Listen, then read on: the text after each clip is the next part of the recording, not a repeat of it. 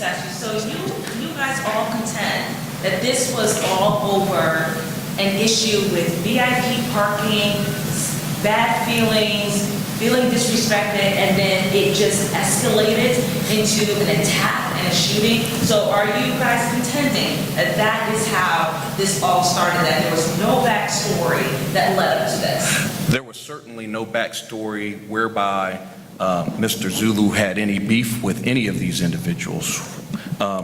As it concerns the crew and the decedent having issues about parking and not being able to get into the club or get a table at the club, that certainly is information that we have learned from the witnesses. Why this escalated to the point that it did, was that a part of it? Yes. Is that the rest of the story? I don't believe so. The reality is that as attorneys and as Chaka legal team, his legal team continues to investigate this matter, we are going to unturn every stone to ensure that we have the full picture. Frankly, I will say this. When you watch the video closely, what you see after the decedent and his crew exit the restaurant and the establishment is that they are gathered there in front of the cars commingling as eventually Chaka walks out to go get his special guests. During that time, Corey Crawford goes inside his vehicle and pulls out a gun to arm himself. And then all of a sudden, one of the same crew members approaches Chaka. That is Trayvon Robinson, and has a beef with Chaka that comes from nowhere. He's going out to greet a guest. That's the only thing that's on his mind. There was no prior beef on the inside of the establishment with this, the decedent and or his crew, and then he encounters Trayvon Robinson at that time, and then it escalates. And so, did they have a planned, coordinated attack?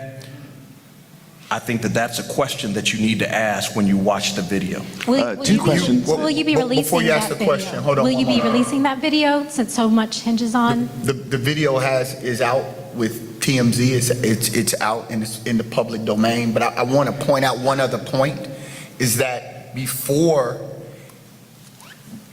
Chaka makes any contact with Trayvon Robinson, look at his hands. Look at Robinson's hands. He beckons his crew.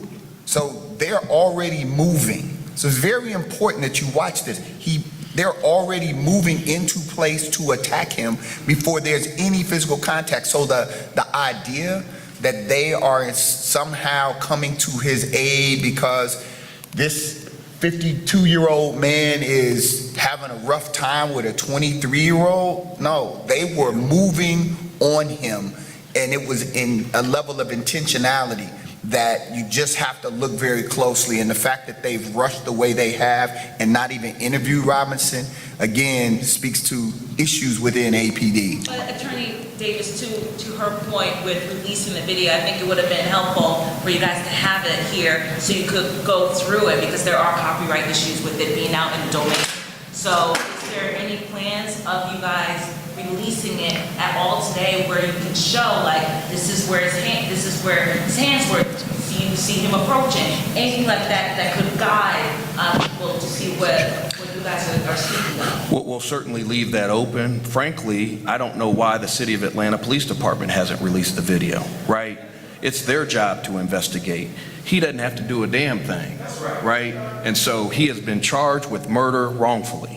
And to the extent that you want something, you should be asking your constituency or the leaders in this community who lead the parade for the video. It doesn't mean that we won't be open to having the video, because we don't have anything to hide from the video. But right now we are not authorized to release the video. And so as a result, based upon just some legal technicalities that we are trying to do our best to abide by, we haven't released the video. Otherwise, we would be presenting to you today with the video.